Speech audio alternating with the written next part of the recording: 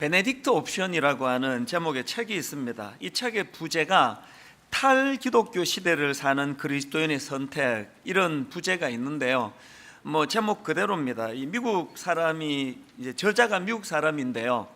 이 책에서 저자가 주장하는 게 뭐냐면은 지금 미국 사회의 세속화와 타락은 이제 감당하기 어려울 정도로 심각해졌다는 겁니다. 그렇기 때문에 이런 타락한 또 세속화된 그 사회에 물들지 않으려면 그 암흑기였던 6세기에 세워졌던 베네딕트 수도회와 같은 신앙 공동체를 세워서 크리스찬들이 세상과 격리된 생활을 살아야 된다. 이걸 이제 주장하는 책이 바로 이 베네딕트 옵션이라는 책인데요. 사실 그동안에 이런 식의 주장은 거의 그게 먹혀들지 않았습니다. 성과 속을 분리시키는 이원론적인 주장은 용납할 수 없다. 이런 분위기가 대세였는데, 그런데 미국 사회에서, 미국 교계에서 이런 주장을 담은 이 책이 큰 이슈가 되었다는 게 뭘 의미하겠습니까? 이제 미국 사회가 이제 더 이상 돌이킬 수 없을 만큼 타락하고 세속화됐다고 보기 때문에 이제 이런 주장에도 좀 귀를 기울여야 된다, 이런 시각이 많아졌다는 겁니다. 그 책에 보면은 그 자녀를 공립학교에 보내지 말자, 그런 주장도 있는데요. 저자가 왜 이런 극단적인 주장을 펼치는지에 대한 설명을 한번 잠깐 들어보십시오. 이전에 공립학교 교사였던 한 아빠는 9학년이 된 그의 딸이 그부 중 한 명이 동성애자로 커밍아웃을 했을 때 축하해 주지 않는다고 놀림을 당하는데 신물이 나서 딸아이를 기독교 사립학교로 전학시켰다. 이제 이 학교 자체가, 대세가 너무나 반기독교적인 이런 쪽으로 흘러가기 때문에 이제는 기독교 학교를 세워서 믿는 애들을 따로 신앙교육을 시켜야 된다, 이런 주장을 하는 내용이 거기 담겨 있는 겁니다. 이런 주장을 하는 책이 베네딕트 옵션인데요. 제가 이 책에서 받은 충격이 하나 있습니다. 1996년도에 미국의 갤럽에서 이제 처음으로 이 조사를 한 거랍니다. 동성 결혼에 대한 미국 사람들의 생각이 어떤가? 이 동성 결혼을 어떻게 생각하십니까? 이렇게 그 설문조사를 했더니 1996년도에 68%나 되는 미국 사람들이 동성 결혼 반대한다, 동성 결혼 안 된다, 그렇게 응답을 했다는 거예요. 그랬는데 그 이후 19년이 지난 2015년도에 갤럽에서 똑같은 질문을 가지고 설문조사를 했더니 완전히 역전이 됐다는 겁니다. 60%가 넘는 미국 사람들이 이제는 동성결혼을 지지한다. 여러분, 바로 이 설문조사 응답이 있던 2015년도에 미국 대법원에서 동성결혼을 합법화한다는 판결이 내려진 거 아닙니까? 세상의 그 판결은요, 그 여론의 분위기, 사람들의 동향, 이거에 영향을 받을 수밖에 없는 거 아닙니까? 그런데 제 마음에 그 두려움을 가져다 준 게 뭐냐면은 이런 역전 현상이 일어난 그 상황에 대한 분석이에요. 어떤 분석을 하느냐니까, 미국 사회에서 왜 이런 변화가 일어났나 했더니, 이런 변화는 세월이 흘러감에 따라서 구세대는 사라지고 이제 동성애자들의 권리를 옹호하는 젊은 세대가 대거 등장함에 따라 일어난 일이라는 거예요. 이게 왜 두렵습니까? 지금 우리나라에서, 미국에서 겪고 있는 이 세월의 법칙을 우리나라라고 비껴갈 수 있습니까?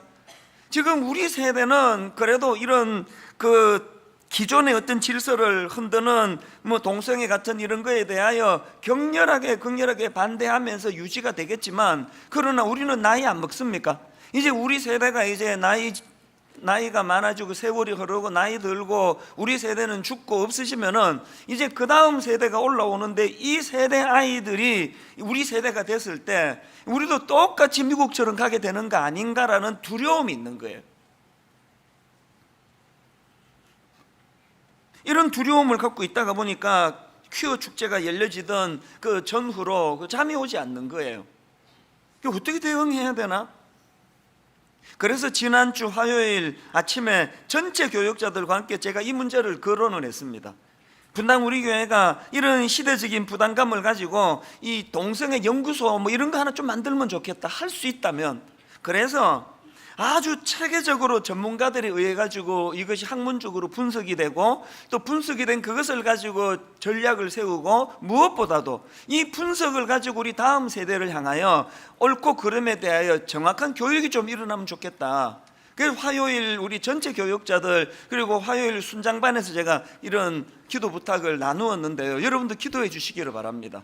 그래서 정말 우리가 하나님의 이 진리의 말씀이 세월이 흘러도 우리 자녀와 우리 자녀의 자녀 세대까지라도 진리를 가지고 분별할 수 있는 그런 눈을 뜰 수 있도록 하는 게 우리들의 책무이지 않을까. 어쨌든 지금 기독교가 거부당하는 탈기독교 시대를 살아가고 있는 현실이기 때문에요, 저나 여러분 모두가 다 괴로워해야 돼요. 아파해야 됩니다. 저는 젊은 목사님들한테, 후배 목사님들한테 종종 그런 이야기를 합니다. 우리 시대 목회자를 한마디로, 우리 시대 목회자들의 코드를 한마디로 어떻게 표현해야 되지 않느냐. 딱 단어 하나로 규정 짓는다면 나는 고뇌.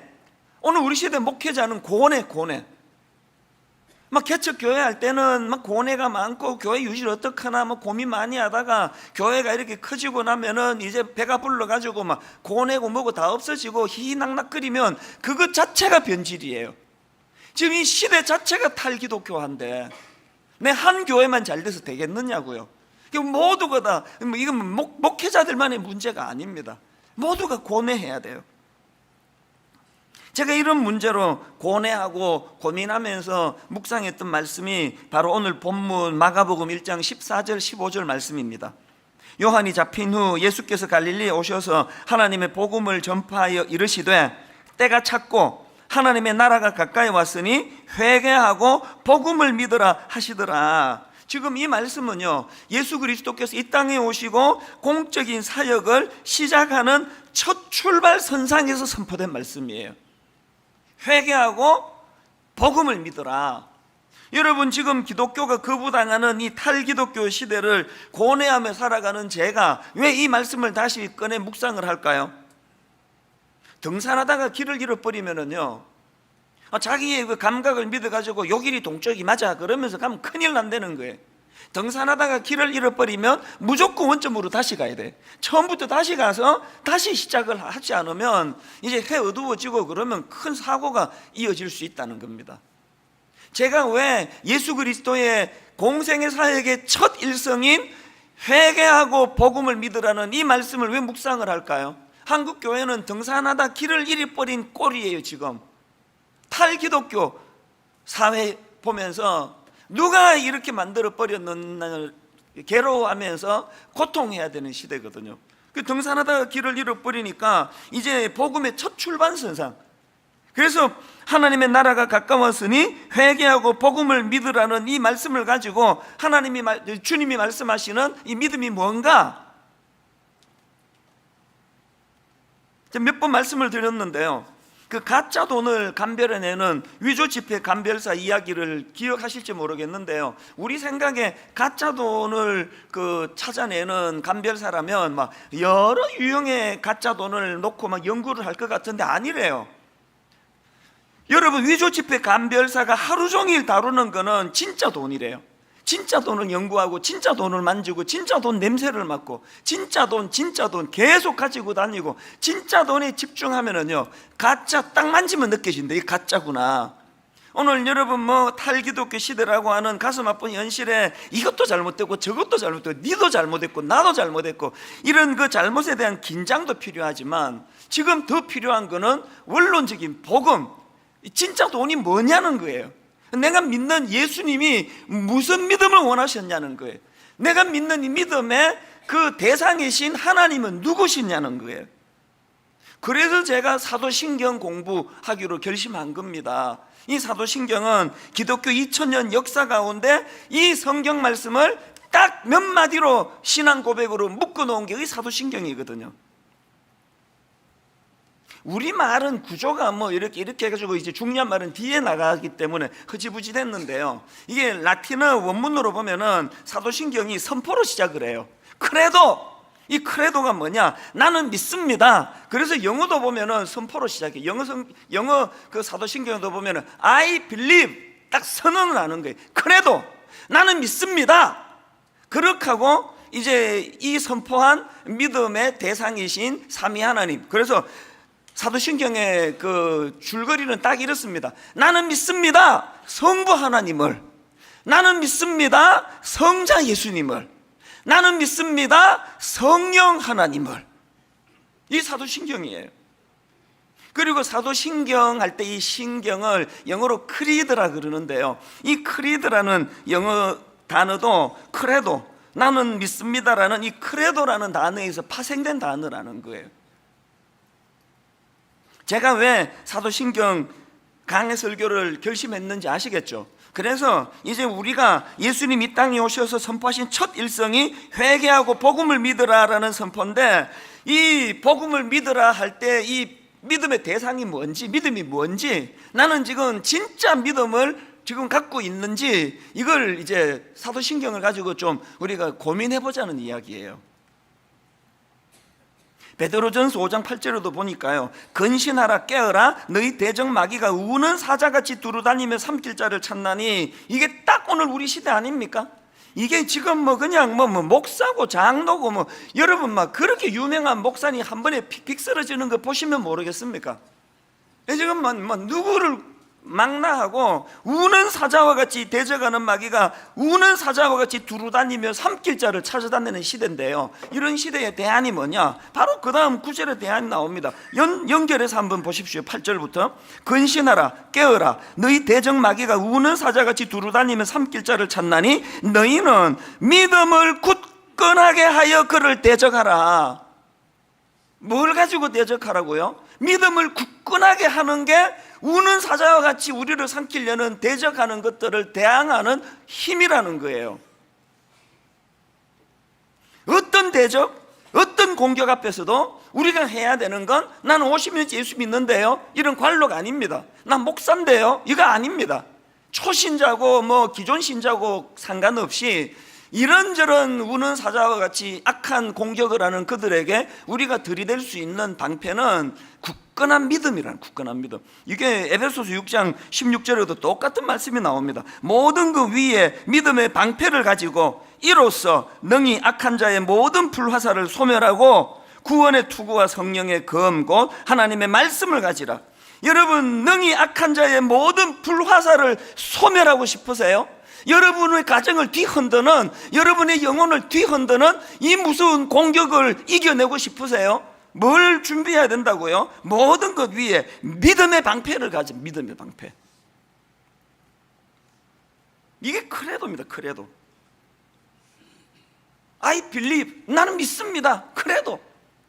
제가 그래서 지난 몇 주 동안에요, 혼자서 뭐 길 가다가 뭐 화장실 들어갈 때도 혼자서 이 단어 크레도, 크레도, 라틴어 원문을 다 외웠으면 더 좋았을 텐데 하도 안 외워져가지고 그냥 단어 하나만 하기로 했습니다. 크레도, 크레도, 나는 믿습니다. 다음 주쯤에 이제 한 3단어 또 외워서 올지 모르겠습니다. 뭐 라틴어 못 외워도 괜찮아요. 크레도 하나면 충분해요. 사도신경은 신앙의 선언이거든요. 나는 믿습니다, 나는 믿습니다. 그렇게 하고 이제 그 믿음의 대상이신 삼위 하나님에 대한 설명이 쭉 연결이 되는 거니까요. 자, 근데 여러분 여기서 한 가지요. 자, 예수님의 말씀 15절, 본문 15절을 다시 한번 보십시오. 이르시되 때가 찼고 하나님의 나라가 가까이 왔으니 회개하고 복음을 믿으라 하시더라. 여기 보니까 복음을 믿으라는 말씀의 앞에 전제가 하나 있네요. 뭐예요? 회개하고, 회개하고.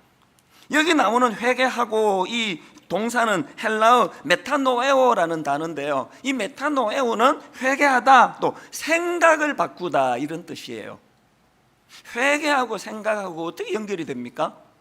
여러분이 아시다시피 이 성경이 말하는 회개는요, 단순히 반성하는 게 아닙니다. 성경이 말하는 회개는요, 지정의가 고르게 포함된, 내포되어 있는 이 전인격적인 요소를 갖춘 게 회개거든요. 그래서 지정의, 자, 지성적으로는 자각하는 거예요. 내 생각을 바꾸는 게 회개예요. 그런가 하면은 감정적으로는 죄에 대해서 애통해하는 거예요. 어쩌다 내가 이 꼴이 됐나? 내 예수 믿는다고 하는 내가 어쩌다가 내가 이 모양 이 꼴이 됐나? 이 목사라고 하는 내가, 그 분당 우리 교회 담임 목사라고는 내가 어쩌다가 내가 이렇게 돼버렸나? 여러분, 우리가 감정적으로 죄에 대해 애통하는 그게 회개예요. 그런가 하면 세 번째가 뭐예요? 의지적으로는 이제는 내가 더 이상 죄가 나를 다스리지 못하도록 하겠다. 나는 이제 죄에 대하여 단절하기를 원한다. 나는 이제 죄로부터 돌이켜 예수 그리스도께 나아가는 의지적인 결단을 감행할 것이다. 그래서 여러분, 이불 덮어 쓰고 그냥 내가 왜 그런 짓을 했지 그러면서 엉엉 울고 있는 건 회개가 아니에요. 회개는 의지적으로 끊는 거예요. 내가 목사답지 않은 이런 어처구니 없는 울분과 분노를 가지고 성도들을 대해서 되겠나? 이제 내 이름에, 내 사전에 울분과 분노는 없다. 내게는 용서밖에 없다. 그렇게 의지적으로 선언하고 실제로 찾아가서 손을 내미는 거, 이게 회개예요. 근데 여러분 생각을 해보세요. 이렇게 지성적으로, 감정적으로, 의지적으로 이것이 다 결합이 되는데 이 모든 회개의 첫 단추가 뭐예요? 자각하는 거예요. 내 생각을 바꾸는 거. 그래서 예수님께서 왜 복음을 믿으라는 말씀 앞에 회개하고라는 전제를 두셨는지 아시겠죠? 내가 갖고 있는 이 근원적으로 굳어진 이 생각을 깨트리지 않고는 지정의 변화가 없다는 겁니다. 사도행전 2장에서 베드로가 촉구하는 것도 그거 아닙니까? 사도행전 2장 38절을 보십시오. 베드로가 이르되 너희가 회개하여, 여기도 나오네요. 너희가 회개하여 각각 예수 그리스도의 이름으로 세례를 받고 죄사함을 받으라. 그리하면 성령의 선물을 받으리니, 죄사함을 받고 성령의 선물을 받는 놀라운 삶의 변화를 이루기 위한 첫 단추, 생각을 바꾸는 생각. 회개하고.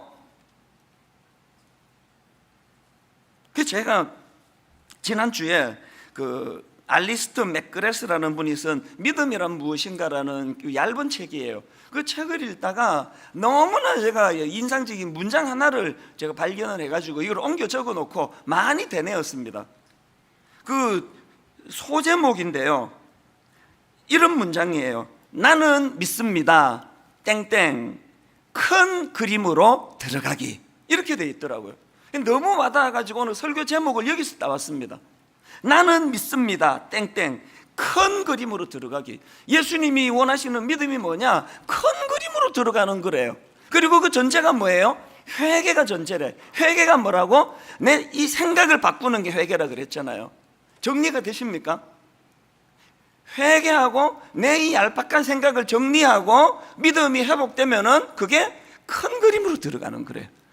그저 죄성을 가져가지고 그냥 시야가 좁아가지고 누구랑 찢고 뽑고 싸우고 질투하고 분노하고 죄짓고 이런 시야를 가진 우리가 이제 회개하고 생각이 바뀌어지면, 믿음이 내 안에 들어오면은 믿음이 뭐라고요? 우리를 큰 그림을 그리는 쪽으로 돌리신다는 겁니다. 이 좁은 시야, 좁은 생각, 여기서 빠져나와가지고 이제 이 하나님이라고 하는 어마어마한 그분의 세계로 들어가는 게 믿음인 줄 믿으시기를 바랍니다. 그래서 여러분, 이제 다음 주일부터 이제 사도신경을 우리가 고백하실 때 이제 여러분 막 원래 알고 있던 거 막 외워가지고 막 외우면서 막 전능하사 천지를 만드신, 그러면서 막 끝나고 냉면 먹을까 이런 생각이 막 동시에 일어날 수 있는 사도신경은 사절이에요. 그래서 여러분 다음 주일부터 새 사도신경으로 바꿀 거예요. 외우신 거 다 무효가 되도록. 제가 사도신경을 외울 때마다 지금 반성하는 게 그거예요. 우리 주일학교에서 뭐 유치부 때인가 유년부 때인가 사도신경 외우면 막 노트 주고 그래가지고 그 쓸데없이 다 외워가지고 이게 그냥 뭐 눈 감고 줄줄줄 전능하사 그러면서 막 외우면서 이거 예배 마치고 딱지치기 해야지, 이게 동시에 되게 만드는 이게 너무나 잘못된 거더라고요. 여러분 다음 주일부터 여러분 사도신경을 고백하실 때 외우지 마세요. 절대 외우지 마세요. 그리고 눈 감지 마세요. 자막으로 띄워드릴 테니까요, 두 눈 부릅뜨고 한 단어 한 단어를 결단하면서 선포하는 게 사도신경인 줄 믿으시기를 바랍니다. 그리고 선포할 때마다 이거 기억하십시오. 나는 믿습니다. 그래도 나는 믿습니다. 땡땡 큰 그림으로 들어가기. 매 예배의 문으로 들어갈 때마다 사도신경을 외우면서 선포하십시오. 이제 좁아 터진 요 좁은 세계에 알콩달콩하던 내가 나는 믿습니다. 믿음의 문을 열고 큰 그림으로 들어가겠습니다. 우주를 창조하신 하나님, 내 아빠 아버지가 되시는데 놀라우신 그 하나님으로 내 시선을 옮기겠습니다. 여러분, 이런 각오를 가지고 사도신경을 예배 때마다 하면은요, 1년만 지나면요, 여기 있는 소인배 다 사라지고 분당 우리 교회는 대인배 성도만 모인 교회가 될 줄로 믿습니다. 큰 그림을 그려나가면 자잘한 그 유혹 이런 거 못 들어옵니다. 우는 사자와 같이 그렇게 공격을 한다 그러는데요, 큰 그림을 그리고 하나님 나라를 생각하고 달리면은 우는 사자 그 고양이 새끼만도 못해요. 뭘 갖고 유혹합니까? 1만 성도 파송 운동이라는 너무너무 분수에도 넘치는 과분한 목표를 하나님 주셔가지고 지난 몇 년 동안 잠을 이루지 못하는 고뇌를 가며 달려갔는데, 그게 저에게 힘들고 어려운 시간도 많았지만 되돌아보니까 큰 그림을 그리는 동안에 죄의 유혹이 없어요. 죄의 유혹이. 그런데 마음이 안 가요. 지금 이 큰 그림을 그려나가는 그가 좋은 거예요. 오늘 새벽에도 36년 만에 우리 청소년 축구가 4강에 진출했다고 새벽 3시인가 3시 반인가 축구한다 그러는데, 저는 새벽 2시 50분에 일어났거든요. 단 한 번도 안 봤습니다. 저는 지금 오늘 말씀을 전한다는 큰 사명을 갖고 가니까 청소년 축구 세네갈은 우리 애들한테 맡기고 나는 설교만 준비했어요. 큰 그림을 그려나가면 지금 스코어가 어떻게 됐을까? 하나도 궁금하지 않아요. 여러분, 오늘 저를 따라 한번 선포해 보시겠습니까? 나는 믿습니다가 크레도라 그랬고, 크레도는 사도신경의 첫 단어 선포라 그랬는데요, 이거를 염두에 두고 한번 저를 따라 선포해 보십시오. 나는 믿습니다. 큰 그림으로 들어가기. 나는 믿습니다. 큰 그림으로 들어가기. 이제 앞으로 사도신경을 공부해 나가고 매 예배 때마다 새 사도신경을 외우는 게 중요한 게 아니고요, 눈 부릅뜨고 한마디 한마디를 선포하면서 가슴 벅차게, 아버지 큰 그림으로 들어가기를 원합니다. 하나님의 나라, 하나님의 세계, 하나님이라는 놀라우신 그 이름의 세계로 진입하기를 원합니다. 제가 이 큰 그림으로 들어가기 사도신경을 공부하는데요, 세상에 우리 집 강아지가 얼마나 신령한지, 우리 집 강아지가 너무나 좋은 예화를 저한테 하나 줬어요. 우리 강아지가 우리 동네에서는 굉장히 유명인이에요. 이름이 희락이 아닙니까? 제가 얘를 데리고 산책하면요, 어떤 여자분이 나는 안 쳐다보고 얘가 희락이네 이러는 분이 종종 계세요. 이 희락이가 저에게 놀라운 깨달음을 줬는데 뭐냐 하니까요, 제 아내가 이제 한 번씩 저녁에 얘가 너무너무 좋아하는 그 명태 말린 건지 뭔지 이렇게 좀 커요. 이게 이렇게 큰 거를 주면은요, 툭 던져주는 순간 이 강아지는 그날 저녁에 모든 마음의 평화가 다 사라져요. 이게 너무나 좋아하는 간식이기 때문에요, 이렇게 잘라주면 먹어버려요. 그러나 이렇게 큰 거를 주면은요, 감당을 못해. 너무 벅차가지고. 그래서 이걸 입에 물고요, 숨길 때를 계속 찾아다녀요. 그리고는 이불 밑에다 툭 이제 숨겨놓고는요, 우리 아무도 몰랐거든요. 자기가 다 알려줘요. 그 이불 밑에 앉아가지고 하루 종일 지켜요. 난 지금 그 차까지로 들어갔는데, 제가 지나만 가면은 바짝 긴장하는 게 보여져요. 그러고는 이제 도저히 불안해서 안 됐는지 또 이불 밑에 파들고 들어가서 도로 물고 나와요. 그리고 또 숨길 때를 찾다가 도저히 안 되니까요, 물고 저녁 내내 물고 있어요. 해주고 이제 이렇게 있는데요, 제가 이쁘다고 이렇게 쓰다듬어 주러 가면은요, 완전 긴장이에요. 이거 뺏으러 왔나 해가지고요. 그래서 제가 이렇게 머리 쓰다듬으면 어떨 때는요, 경고를 보내요. 너 이거 건들면 주인이고 뭐고 물어, 이런 경고를 보내는 거예요. 근데 너무 안타깝잖아요. 야, 내가 줬는데 왜 뺏어 먹겠니? 그러고 나 그거 안 먹는다. 제 아내가 한 번씩 저녁에 또 명태인지 뭔지 이렇게 간식을 툭 던져주고 얘가 물고 있으면 내가 이렇게 비아냥거려요. 강아지 괴롭히니까 그렇게 좋니? 괴롭히는 거거든요. 그래서 제가 그거를 보면서요, 이게 좁은 시야를 가져서 그렇거든. 이 강아지는 그냥 지 좋아하는 명태 말고는 안 보여요. 그 주신 분도 안 보이고 아무도 안 보여요. 명태만 보여요. 명태만. 요것만 내가 지켜야 되겠다. 그래서 그보다 훨씬 맛있는 거 줘도요 안 먹어요. 절대 안 먹어요. 요것만 지켜야 되겠다는 거예요. 이게 우리 아닙니까? 이게 여러분, 이게 우리 아닙니까? 뭐 하나님도 안 보이고, 뭐 주신 분도 안 보이고, 뭐 요거 내가 갖고 있는 요거, 뭐 누가 뭐 조금만 다가오면은 막 경계하고. 요즘에 우리 애 셋 다 20대니까요. 요즘에 제가 잔소리를, 교육을 많이 시키고 있는데 반복해서 하는 이야기가 뭔지 아십니까? 너 내 얘기 한번 들어봐. 운전하는 입장에서 제일 긴장된 순간이 언젠지 아니? 저기서 그 4살 먹은 애, 5살 먹은 애가 공놀이하고 있으면 모든 운전자는 초긴장 상태야. 왠지 아니? 4살 먹은 애는 시야가 얼마나 좁은지 지가 좋아하는 공밖에 안 보여. 이게 길거리인지 차가 오는지 아무것도 안 봐. 이 공이 이렇게 길거리로 떨어지면 공만 보기 때문에 차 다니는 길거리로 확 뛰어드는 게 4살 먹은 애기 때문에, 이렇게 시야가 좁은 게 어린애기 때문에 그런 애들이 공놀이하면 모든 운전자 다 긴장해. 너 그렇게 안 살면 좋겠다. 우리 모두가 다 이런 메시지에 귀를 기울여야 되는 거 아닙니까?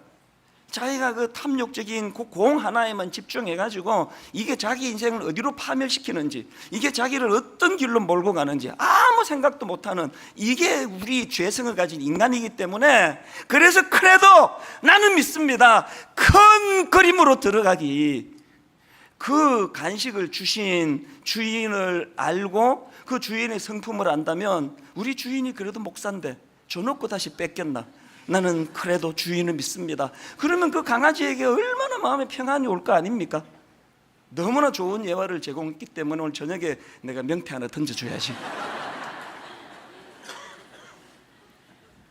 또 하나 살펴볼 게 있는데요, 제가 앞에서 그 사도행전 2장 38절 인용해 다시 한번 보십시오. 베드로가 이르되 너희가 회개하여 각각 예수 그리스도의 이름으로 세례를 받고 죄 사함을 받으라. 그리하면 성령의 선물을 받으리니, 여기 나오는 회개가 메탄노예요. 익숙한 생각과 생활 방식을 바꾸는 차원에서의 회개라 그랬잖아요. 그런데 여러분, 이 회개 촉구가 어떤 맥락에서 나왔는지를 보자는 거예요. 이 38절에 너희가 회개하여 생각을 바꾸어라는 이 말씀이 왜 나왔나? 바로 앞에 37절을 보니까요, 그들이 이 말을 듣고 마음에 찔려 베드로와 사도들에게 물어 이르되 형제들아 우리가 어찌할꼬? 그러면 또 이 37절에 마음이 찔린 거 왜 찔리게 됐느냐? 바로 그 앞에 36절, 사도 베드로가 지금 복음을 전합니다. 그런즉 이스라엘 온 집은 확실히 알지니 너희가 십자가에 못 박은 이 예수를 하나님이 주와 그리스도가 되게 하셨느니라 하니라. 이 말씀이 36절에서 선포되니까 37절에서 형제여 우리가 어찌할꼬? 언제 우리 생각이 변화되는 차원의 회개가 가능하다고요? 형제여 우리가 어찌할꼬? 진짜 은혜의 자리로 가시려면요, 이 탄식이 터져 나와야 돼요. 저는 종종 그런 탄식이 나와요. 이 목사, 제가 저에게 이제 꾸짖는 거죠. 너 어쩌려고 이러냐? 너 어쩌려고 이러냐? 어쩌려고? 목사가 그러면 어떡하니?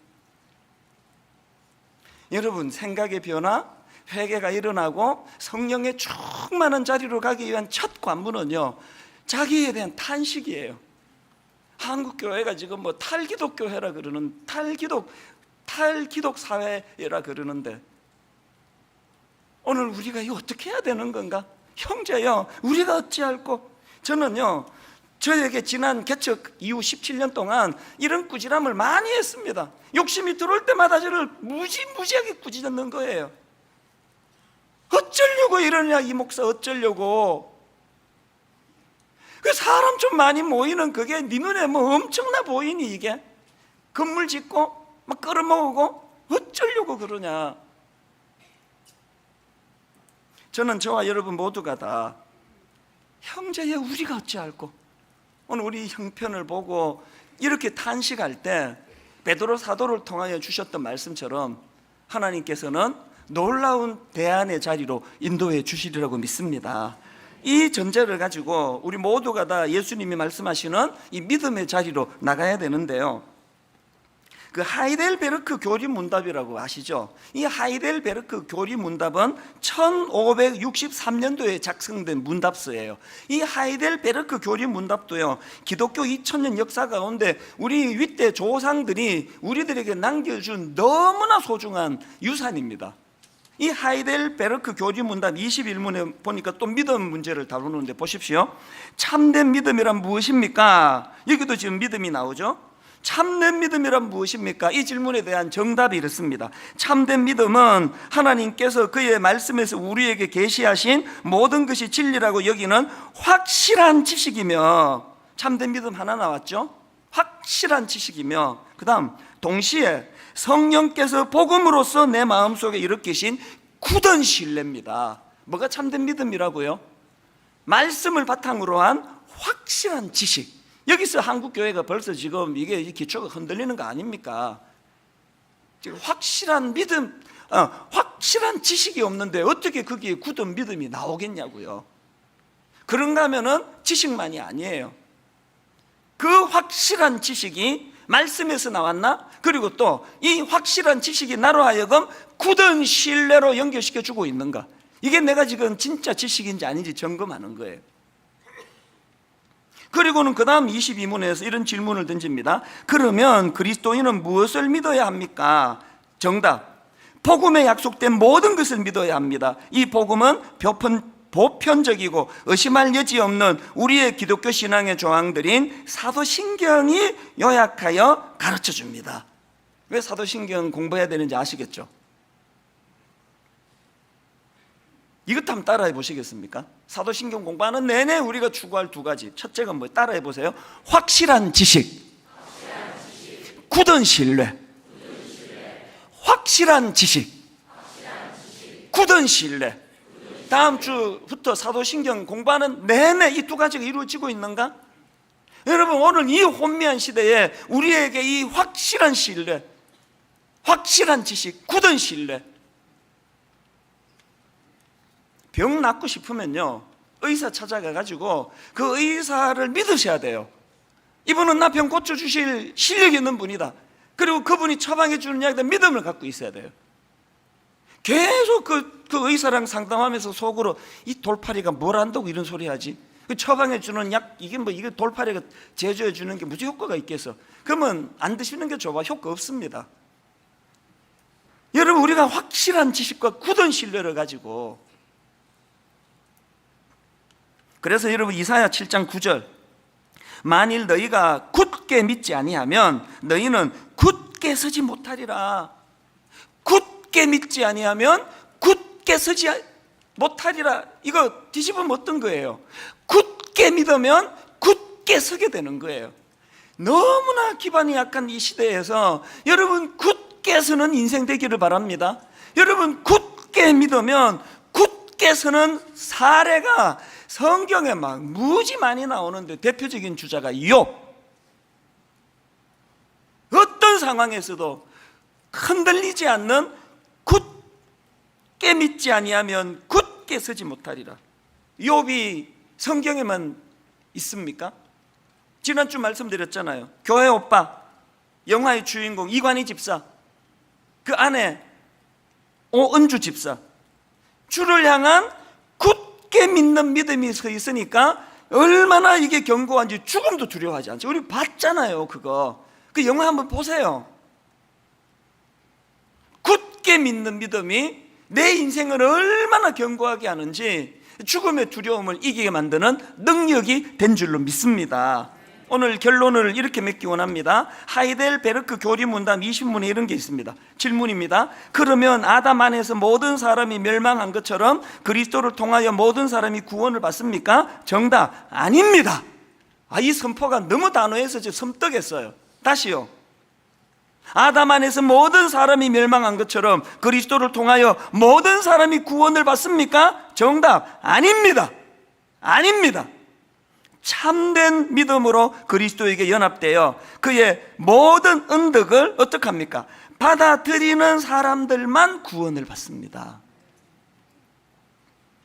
이 사실을 잊으시면 안 됩니다. 모든 사람 다 구원받는 거 아닙니다. 그의 은덕을 받아들이는 사람만.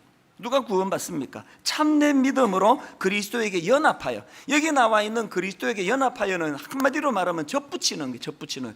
제가 어릴 때 어렴풋이 기억이 나거든요. 시골에서 이렇게 그 가지와 가지를 그 접붙이는 이것들이 여기서 말하는 그리스도와 연합이에요. 그래서 요한복음 15장 5절, 나는 포도나무요 너희는 가지라. 그가 내 안에 내가 그 안에 거하면 사람이 열매를 많이 맺나니 나를 떠나서는 너희가 아무것도 할 수 없습니다. 또 4절, 내 안에 거하라. 나도 너희 안에 거하리라. 가지가 포도나무에 붙어 있지 아니하면, 가지가 포도나무에 붙어 있지 아니하면 스스로 열매를 맺을 수 없음 같이 너희도 내 안에 있지 아니하면 그러하리라. 오늘 우리가 이제 사도신경에 대한 기대감을 가지고 문을 열고 들어갈 때 그래도 나는 믿습니다라고 선포할 때에 그것이야말로 바로 우리가 이 마른 막대기 같은 우리가 예수 그리스도와 연합하는, 그분과 접붙여지는 놀라운 은혜를 깨닫는 믿음이, 지식이 되기를 원합니다. 한 가지 말씀만 더 드릴게요. 최근에 알게 된 찬양 중에요, 깨뜨린 옥합이라는 제목의 찬양이 있는데, 제가 이 찬양 오늘 부르진 않겠지만 너무 제가 감동을 받습니다. 시작이 이래요. 내가 주님 앞에 무엇입니까? 마른 막대기가 아닙니까? 형제여 우리가 어찌할꼬? 이거로 믿음이 시작된다 그랬죠. 회개가 시작된다 그랬죠. 은혜의 첫 출발이 내가 주님 앞에 무엇입니까? 이 자가 마른 막대기가 아닙니까? 그 다음 가사를 보세요. 내가 당신 앞에 쓸모없었던 타다 남은 죄가 아닙니까? 마른 막대기 같은 인생이에요. 꽃을 피우고 싶은데 마른 막대기가 꽃을 피웁니까? 타다 남은 죄 같은 인생인데, 나이 들어가는 게 죄성을 가진 인간에게 얼마나 서러운 일이라는 걸 여러분 모두가 알잖아요. 이게 그리스도가 없는 나이 들면요, 내 인생이 타다 남은 죄 같아요. 그래서 하나님 앞에 탄식하며 이 찬양이 가사가 이렇습니다. 나를 도우소서, 나를 일으키소서, 나와 동행하사 힘 주시고 내 영혼 기쁨을 얻게 하시어 내 영혼 만족해 하소서. 마른 막대기 같은 자기, 타다 남은 죄 같은 자기를 절망하지 않고 은혜를 구하는 도구로 썼더니요, 2절 가사가 이렇습니다. 내가 주님 앞에 무엇입니까? 보혈로 사신 자 아닙니까? 그 다음 가사, 나는 당신 앞에 깨뜨린 옥합, 더려진 사랑이 아닙니까? 말이 달라졌죠. 마른 막대기 같은 쓰잘데없는 쓸모없는 인생이었는데 나는 당신 앞에 깨뜨려진 옥합입니다. 나는 당신 앞에 더려진 사랑이 되었습니다. 오늘 저는 현실의 마른 막대기 같은 나를 보며 어젯밤 내내 형제여 우리가 어찌할꼬? 어떻게 하면 좋으냐 이 목사? 너 어떻게 하려고 이러냐? 그 고뇌의 밤을 보내고 난 성도님들에게 이제 하나님, 이런 나 같은 거 주님과 연합되어 마른 막대기 같은 내가 포도나무 되시는 주님과 접붙여져서 이제는 하나님, 저는 주님께 드려진 옥합이 되기를 원합니다. 오늘 이 말씀을 쭉 되돌아보시면서 설교의 결론을 이 찬양으로 맺기를 원합니다. 주님 나를 부르시니 두려움 없이 배에서 나아가리라. 주님 나를 부르시니 주님 내게 오라시니. 우리 가사를 생각하시면서 함께 이 찬양 불러보기 원합니다. 주님 나를 부르시니 주님 나를 부르시니 두려움 없이 배에서 나아가리라. 주님 나를 부르시니 주님 내게 오라시니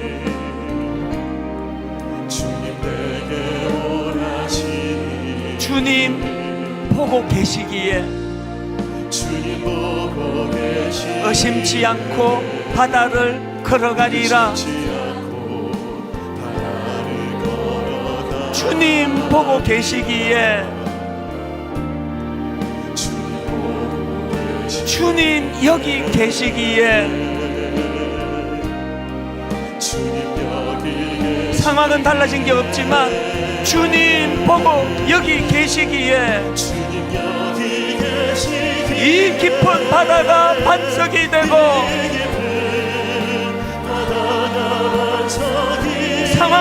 달라진 게 없지만 주님 여기 계시기에 반석 위를 내가 걸어가리라. 상황은 달라진 게 없지만 주님 여기 계시기에 저 거친 파도가 반석이 되고 주님 여기 계시기에 반석 위를 내가 걷습니다. 여러분, 제가 이 찬양을 묵상하다가 보니까요 1절이 이렇게 시작되네요. 주님 나를 부르시니 두려움 없이 배에서 나아가리라. 이게 자꾸 뭐가 연상이 되느냐? 왜 그냥 나아간다 안 그러고 두려움 없이 나아가리라 그랬을까요? 그동안 많이 두려웠나 봅니다. 주님 없는 풍랑이는 배 안에 있는 그 베드로는 두려울 수밖에 없거든요. 풍랑은 잦아들지 않고 상황은 똑같은데 밤사경 모든 걸 다 포기한 그 상황에 주님 나타나시니까 두려움 없이 배에서 나아가리라. 어떤 경우도 여러분 마른 막대기 같은 제가 아주 윤택한 나무 되는 일은 없습니다. 내가 달라지는 거 아니에요. 고뇌의 밤을 보낸, 그래서 어쩌려고 이러냐 이 단시간은 이 탈기독교 사회에서 하나님 이제는 주님을 의뢰하고 주님과 접붙여지기를 원합니다. 주님으로부터 아버지 하나님 공급받기를 원합니다. 그러고 나니까 상황은 달라진 게 없는데 주님 여기 계시기에, 주님 나를 부르시기에 두려움 없이 의심치 않고 이 배에서 나아가리라 선포할 수 있는 거 아니겠습니까? 우리 찬양 다시 한번 부를 동안에 두 가지가 같이 일어나야 돼요. 탄식, 형제여 우리가 어찌할꼬? 주님, 저는 마른 막대기 같은 인생입니다. 주님, 저는 당신 앞에 쓸모없었던 타다 남은 재 같은 존재입니다.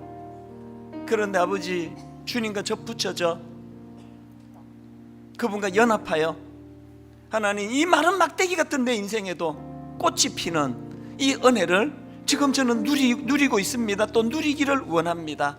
이런 소원을 가지고 우리 찬양 한 번 더 부르실 동안에 하나님을 많이 사모하며 그래도 이 믿음이 이런 은혜의 자리로 인도하게 될 줄로 믿습니다. 확신하면서 우리 한 번 더 찬양의 자리로 나아갑니다. 주님 나를 부르시니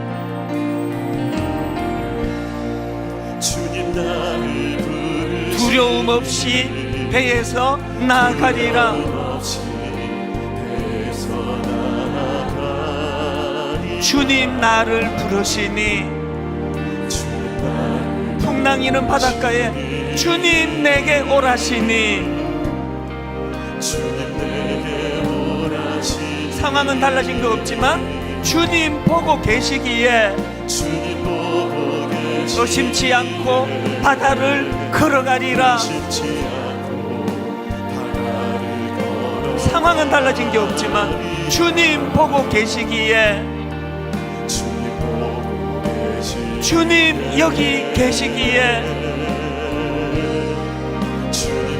비록 마른 막대기 같은 내 인생이지만 주님 여기 계시기에 이 깊은 바다가 반석이 되고 비록 상황은 달라진 게 없지만 주님 여기 계시기에 반석 위를 내가 걸어가리라. 형제여 우리가 어찌할꼬 이 탄식을 가지고 그럼에도 불구하고 주님 여기 계시기에 저 거친 파도가 반석이 되고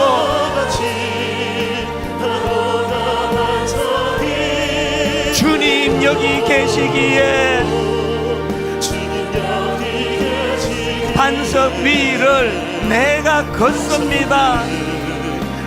우리 다 자리에서 일어나셔서 주님 여기 계시기에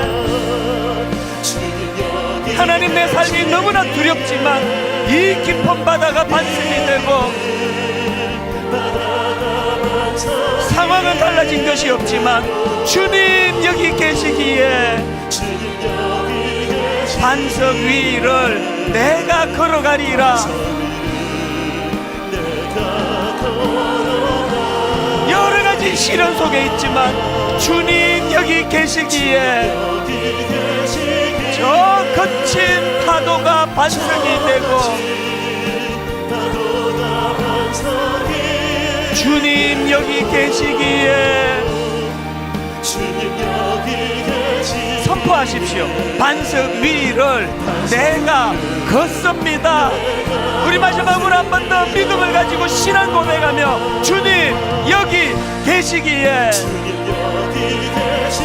이 깊은 바다가 반석이 되고 그래도 나는 믿습니다. 주님 여기 계시기에 반석 위를 내가 걸어가리라.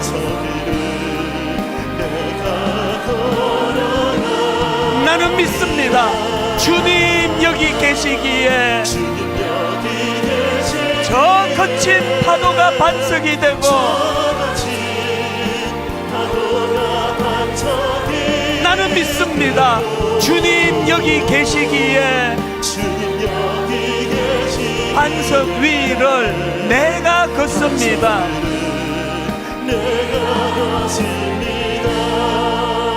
오늘 이 말씀을 마음에 담고 아버지 하나님, 하나님을 향한 정확한 지식이 있기 원합니다.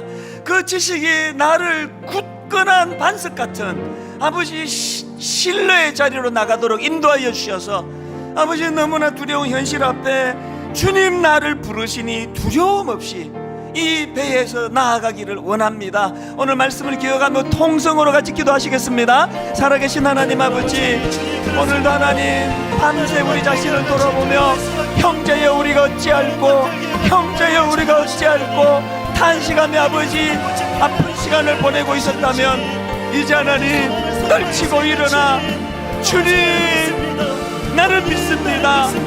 나는 주님과 접붙여진 마른 막대기입니다.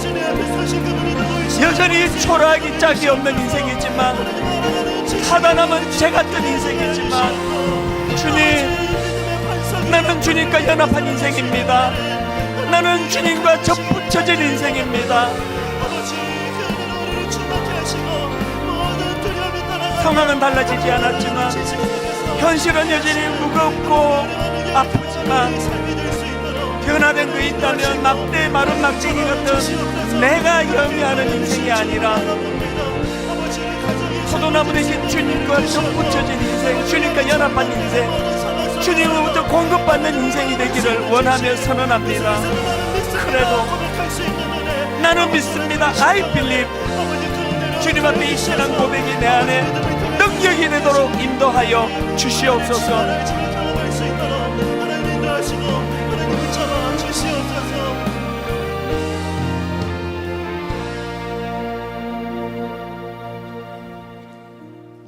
죄성을 가진 우리 인간은 세월이 갈수록 자신감이 자꾸 떨어지고 잘할 수 있었던 것들이 자꾸 퇴보가 되고 옛날에 하지 않던 실수 자꾸 하고 그러면서 내가 타다남은 죄가 돼버리는 건 아닌가, 그렇게 초라해지기 쉬운 그것이 우리 인생의 마지막이고 끝인데 하나님 오늘 이렇게 연약한 우리 인생이 절대로 꽃을 피울 수 없는 마른 막대기 같은 우리 인생이 내가 애써서 꽃 피우는 마른 막대기가 되는 것이 아니라 주님과의 연합, 주님과 접붙여지기를 원합니다. 그분이 공급해 주시는 그 은혜와 그 능력으로 하나님 마른 막대기 같은 내 인생에도 꽃이 피어진다는 것을 믿음으로 한번 확인하고 목도하기를 원합니다. 마른 막대기 같은 우리 가정입니다. 자녀 교육이 제대로 잘 이루어지지 않습니다. 경제적으로 이 어려움을 떨치기가 너무나 어렵습니다. 나이가 들어갈수록 건강은 점점 허약해지는데 타다남은 제 같은 인생으로 끝나는 초라한 인생이 아니라 주님과 접붙여진, 그래서 나이가 들면 들수록 육신은 후패해져 가지만 내 영혼은 날마다 새로워진다는 이 사도 바울의 말씀이 이런 거였구나, 그 깨달음의 감격을 가지고 살아가는 믿음의 신앙인 되게 하여 주시옵소서. 이것이 가능하도록 그래도 나는 믿습니다. 매 주일마다 이 신앙을 고백하고 선포하면서 그 믿음의 대상인 삼위 하나님을 알아가는 기쁨을, 그리고 굳은 신뢰로 연결되는 이 기쁨을 매 예배 때마다 허락하여 주시옵소서.